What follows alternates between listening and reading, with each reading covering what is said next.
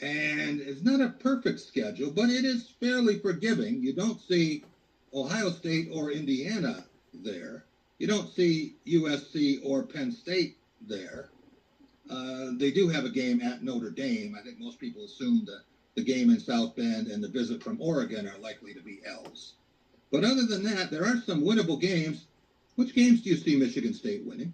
Well, and I think the most critical part is the left column. I mean, these first, first 7 games are really going to set the tone for the back half games, which, got Michigan and Oregon on there. But I like that schedule for Michigan State because I think they can get in rhythm in those first 2 non-conference games with Toledo and I believe it's EMU, and then go down to Notre Dame, and you got no pressure on you, no expectation, and go out and compete. And I think that could be a critical game of where they can awaken themselves and say, "Hey, we're this is different this year. We're working hard."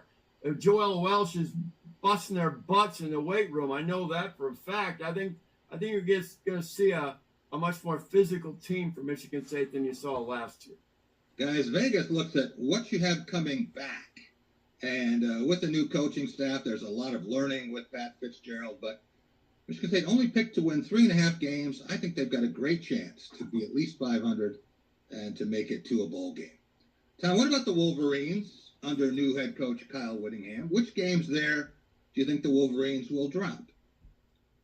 Well, I think they're going to drop the game in Eugene, Oregon, regardless of how much they improve. That's just a gauntlet type game, and Oregon's got a lot of good. And Ohio State probably will be a daunting task to drop those 2. I think this team is 9-3, and I haven't figured out where that third loss is going to be.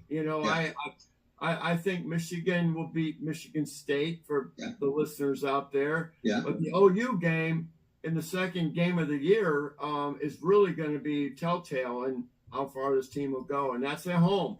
Got home turf, and that's going to be an eye-opener either way. Michigan also faces defending national champ Indiana in Ann Arbor. So that will be interesting as well.